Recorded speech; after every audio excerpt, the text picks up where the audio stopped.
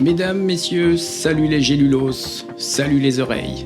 Vous êtes bien sur RPM, la radio pirate du médicament. Ici, pas de pilules amères, mais des histoires savoureuses sur l'évolution du métier de pharmacien d'officine. Des potions de l'Antiquité aux molécules d'aujourd'hui, on remonte ensemble le fil du temps pour découvrir les grandes dates qui ont marqué notre profession. Installez-vous confortablement dans votre comptoir imaginaire et ouvrez grand les écoutilles. C'est parti pour une nouvelle chronique officinale.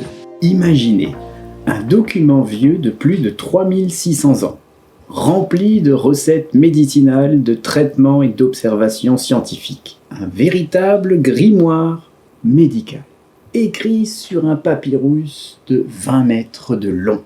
Oui, vous avez bien entendu, 20 mètres!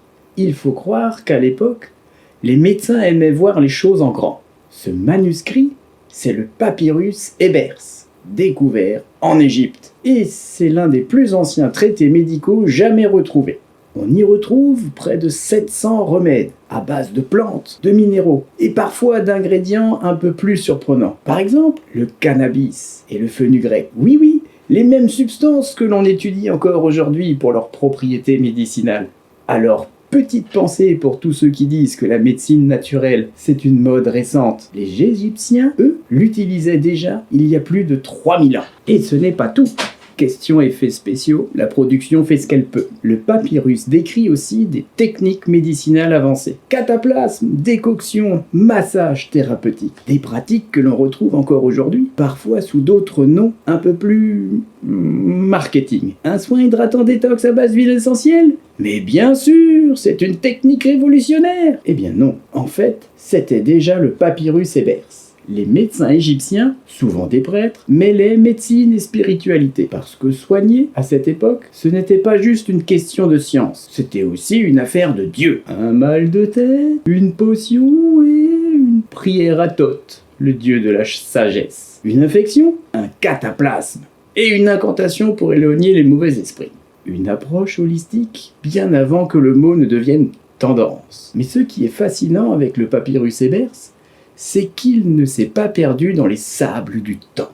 Il a influencé les Grecs, les Romains, et même des figures emblématiques comme Hippocrate. Autrement dit, si la médecine et la pharmacie ont évolué, c'est aussi grâce à ces récits qui ont traversé les siècles. Alors, aujourd'hui, on a peut-être des molécules de synthèse et des protocoles ultra réglementés, mais la base, elle, reste la même. Observer, expérimenter, documenter et le plus important, transmettre. Alors, la prochaine fois que vous entendez parler d'un nouveau remède à base de plantes, demandez-vous si ce n'est pas simplement une redécouverte d'un savoir vieux de plusieurs millénaires.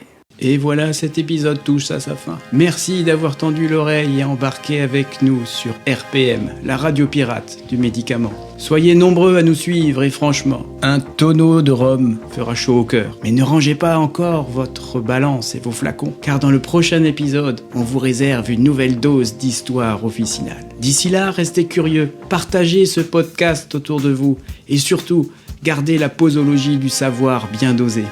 À très bientôt sur RPM.